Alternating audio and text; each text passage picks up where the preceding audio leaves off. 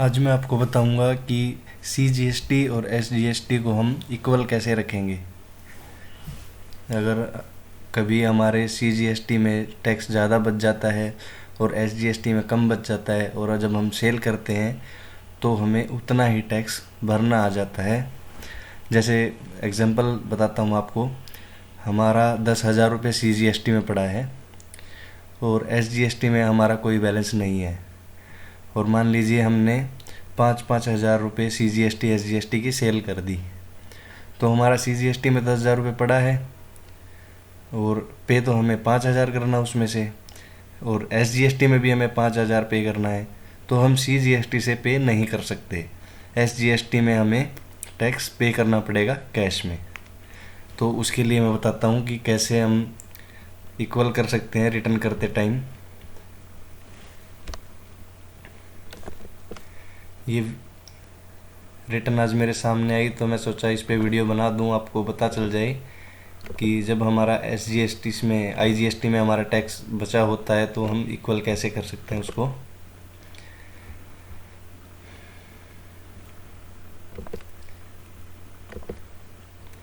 ये हमारी 3B है, इसको हम प्रोसीड टू पेमेंट करेंगे तो जो पोर्टल अपने आप उठाता है वो अमाउंट उठाएगा ये वाली। तो ये देखिए, इसने IGST का सारा टैक्स CGST में पे कर दिया और SGST में इसने कुछ भी पे नहीं किया। तो हमारा देखिए, इसमें टैक्स हमारा बचता है 2,52,651 रुपये और इसमें बचता है हमारा 45,088 रुपये। तो इसको इक्वल करने का एक तरीका मैं आपको बताता हूँ। आप इन दोनों का टोटल कर लीजिए। इसमें हमारा टैक्स बचता है 45,088 रुपये, 45,088 रुपये प्लस जो हमारा टैक्स बचता है उसका टोटल कर लेंगे 2,52,651 रुपये। ये हमारा टोटल टैक्स बचेगा। इसको आप 2 से डिवाइड कर देंगे, ठीक है। अब हमारा टैक्स बचेगा 1,48,869 रुपये। तो अब आपको करना क्या है, इन सबको डिलीट कर देंगे आप।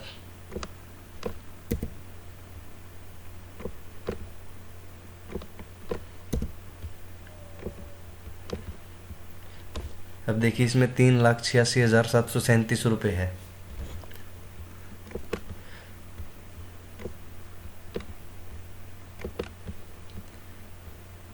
इसमें 3,86,737, हमें इसमें टैक्स बचाना है 1,48,869 रुपये। ये 0.50 आ रहा है, इसको हम करेंगे 1 रुपया या CGST में ज़्यादा कर देंगे या SGST में। तो हम इसमें रख लेते हैं 1,48,869 रुपये। अब इसको डिलीट करेंगे। अब ये जो अमाउंट है 3,86,737 रुपये माइनस 1,48,869 रुपये, ये 2,37,868 आप इसमें से पे कर देंगे, ठीक है। अब इसमें 1,03,781 रुपये हमें और पे करना है, तो उसको हम करेंगे IGST से।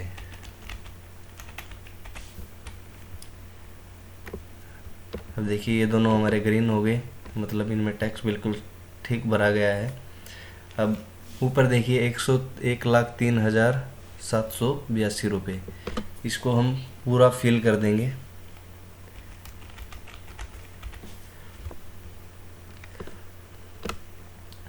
ये देखिए, अब हमारा यहाँ 0 हो गया। आप ये एडजस्टमेंट तभी कर सकते हैं जब आपका IGST नील हो जाएगा और CGST SGST में आपका टैक्स बचता है, तब आप इसको कर सकते हैं। अगर आपके IGST में और ज़्यादा बैलेंस होता, मतलब 3,41,649 और 3,41,649 मल्टीप्लाई बाई 2, 6,83,298। अगर इससे ज़्यादा आपके पास टैक्स होता तो आप C और S को कम या ज़्यादा नहीं कर सकते थे, आपको सारा टैक्स IGST से ही पे करना पड़ता। अब हम इसकी एडजस्टमेंट कर सकते हैं। अब ये देखिए, हमारा 2,37,867 रुपये हमें बाकी रहता है हमें पे करना, इसको हम CGST से पे करेंगे। 2,37,867। तो ये देखिए ये भी हमारा ग्रीन हो गया। अब देखिए हमारा टैक्स बचता है 1,48,870 रुपये, और इसमें 1,48,869 रुपये। 1 रुपया हम एक हेड में कम या ज़्यादा कर देते हैं, क्योंकि अब 50 पैसे इसमें उठाएगा नहीं, तो इस वजह से हम एक हेड में 1 रुपया ज़्यादा कर देंगे, या C में कर लो या S में कर लो। इससे हमारा क्या है, जो CGST और SGST हमारा इक्वल रहेगा। अब आप इस रिटर्न को फाइल कर सकते हैं। अगर इस रिटर्न में अगर हमें CGST हमारा ज़्यादा होता और SGST हमारा कम होता, तो हम CGST से SGST में पे नहीं कर सकते थे।